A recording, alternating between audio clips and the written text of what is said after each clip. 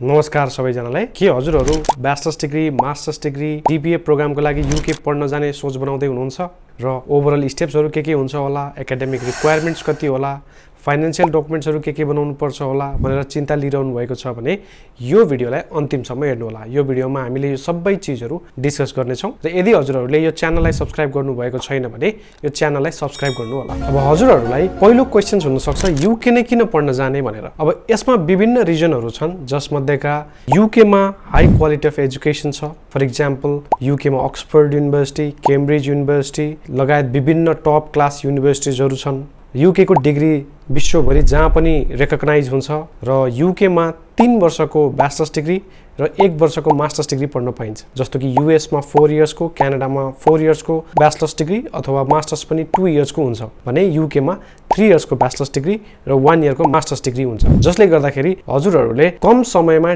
Degree हासिल गर्न सक्नुहुन्छ। यी त केही पोइन्ट्सहरू भए। विभिन्न कारणले गर्दाखेरि यूके विद्यार्थीहरूको माझ एउटा पपुलर डेस्टिनेसन नै हो। अब हामी फर्स्ट स्टेपतर्फ जाउँ।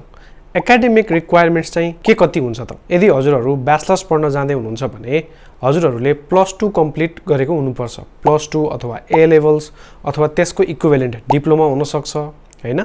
हजुरहरूले कम्प्लिट गरेको हुनु पर्यो। र मिनिमम जीपीए रिक्वायरमेन्ट कुनै युनिभर्सिटिजहरूले 2.4 भन्दा माथिबाट लिन थाल्छ भने प्रायः सो युनिभर्सिटिजहरूले 2.6 अथवा 2.8 डाइरेक्ट ब्याचलर्समा जानको लागि माग्ने गर्छ। र यदि हजुरहरूको जीपीए कम छ भने हजुरहरूले डाइरेक्ट ब्याचलर्सको साटो हजुरहरूले त्योभन्दा अगाडि फाउन्डेसन कोर्स गर्नु पर्यो अथवा इन्टरनेसनल इयर 0 अथवा इन्टरनेसनल इयर 1 भन्ने पाथवेज प्रोग्रामहरू हुन्छ। हजुरहरूले त्यो कम्प्लिट गरिसकेपछि चाहिँ बल्ल ब्याचलर्स डिग्रीमा जान पाइन्छ। त्यस्तै नै मास्टर्स डिग्रीको लागि हजुरहरूले ब्याचलर्स डिग्री कम्प्लिट गरेको हुनु पर्यो। हजुरहरूले यदि 4 इयर्सको ब्याचलर्स डिग्री कम्प्लिट गर्नुभएको छ भने प्रायः सो युनिभर्सिटीले 55% एन्ड एबोभ भन्छ। र यदि हजुरहरूले 3 इयर्सको ब्याचलर्स डिग्री गर्नुभएको छ भने त्यो पनि एक्सेप्ट हुन्छ, तर त्यसमा चाहिँ 60% एन्ड एबोभ माग्ने गर्छ। अब हजुरहरूको एकाडेमिक पछिको नेक्स्ट रिक्वायरमेन्ट भनेको इङ्ग्लिस प्रोफिसियन्सी टेस्ट दिनुपर्ने हुन्छ। हजुरहरूले आइएलटिएस अथवा पीटीई अथवा कुनै युनिभर्सिटिजहरूले डुओलिङ्गो इङ्ग्लिस टेस्ट पनि एक्सेप्ट गर्ने गर्छ।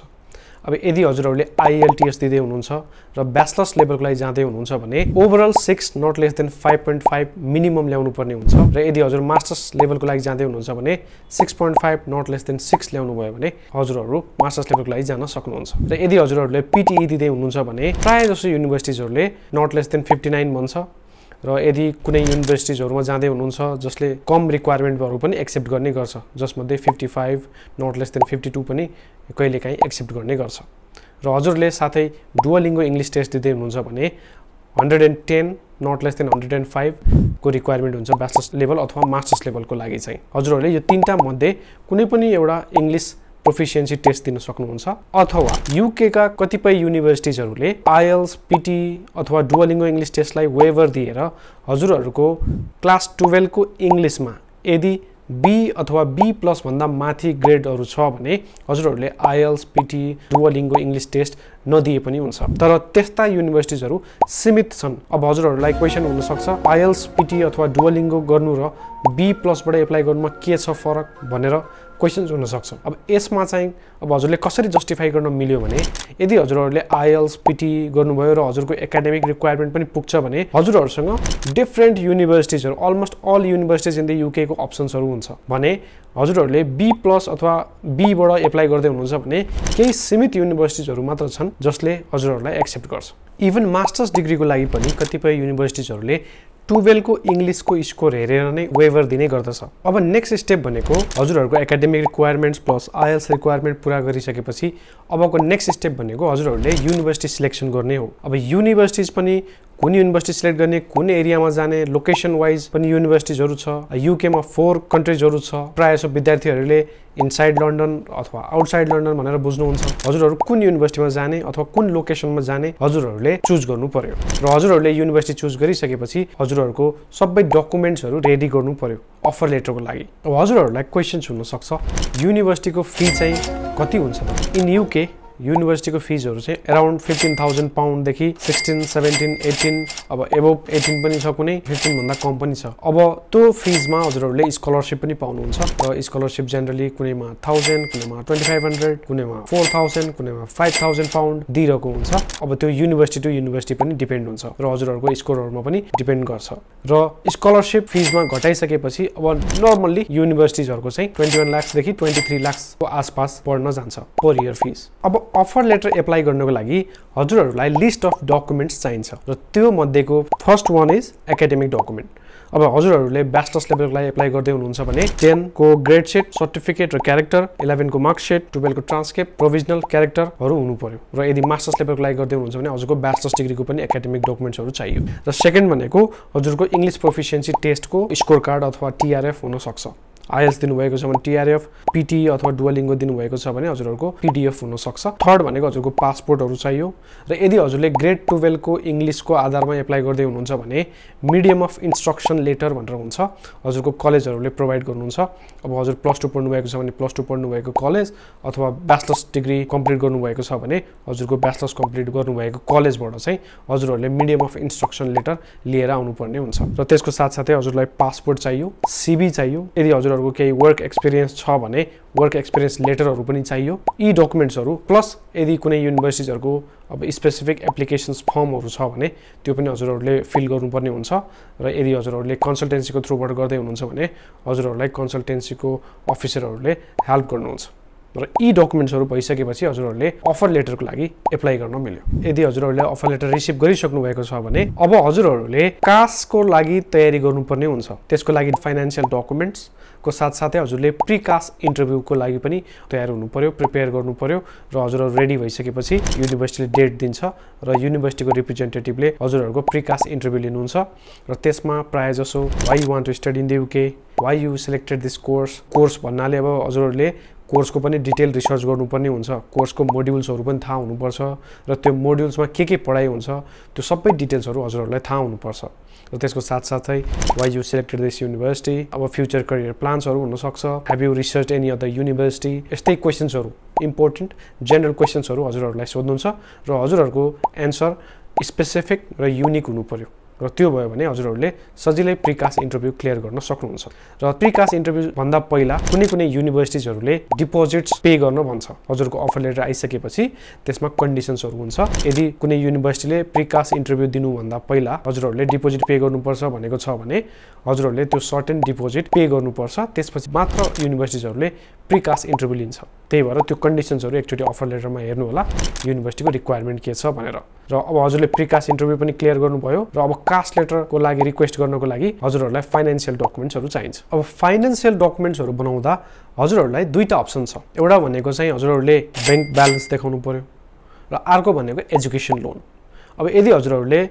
बैंकमा ब्यालेन्स देखाउँदै हुनुहुन्छ भने एप्लिकान्टकै नाममा ए क्लास कमर्सियल बैंकमा हजुरहरुको बैंक अकाउन्ट हुनु पर्यो। त्यो अकाउन्टमा चाहिँ हजुरको अमाउन्ट भनेको 1 इयरको फिस, यदि हजुरहरुले प्रिकास इन्टरभ्यू दिनु भन्दा अगाडि डिपोजिट पे गरिसक्नु भएको छ भने त्यो डिपोजिट डिडक्ट गरेर कति फिस रिमेनिङ छ त्यो प्लस लिभिङ एक्सपेन्सेस प्लस अलिअलि मिसलेनियस एक्सपेन्सेस जोडेर त्यति अमाउन्ट हजुरहरुले ब्यालेन्सको रूपमा खातामा राख्नुपर्ने हुन्छ र त्यसलाई हजुरहरुले एटलिस्ट 28 डेजको लागि होल्ड गर्नुपर्ने हुन्छ र त्यो ब्यालेन्स देखाउँदा पनि हुन्छ।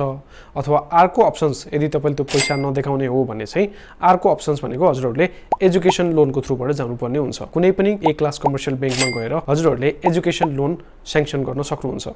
र त्यो एजुकेसन लोनको पेपर प्लस कभर लेटरहरु इस्यु गर्छ र त्यो दुईटै लेटरहरु भए पनि हुन्छ। अब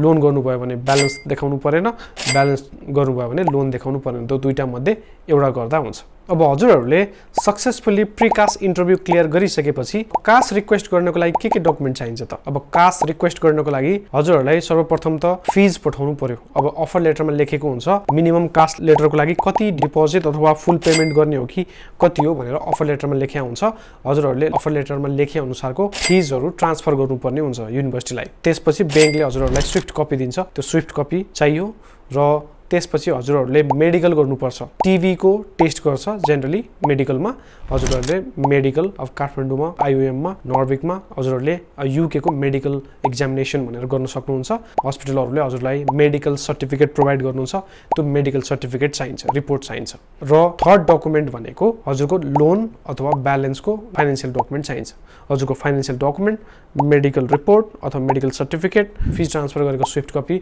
हजुरहरूले युनिभर्सिटीलाई प्रोभाइड गरिसकेपछि युनिभर्सिटीले कास्ट लेटर हजुरहरूलाई इस्यु गर्नुहुन्छ अब हजुरहरूले सक्सेसफुली कास्ट इमेलमा रिसिभ गरिसकेपछि अब हजुरहरूको काम भनेको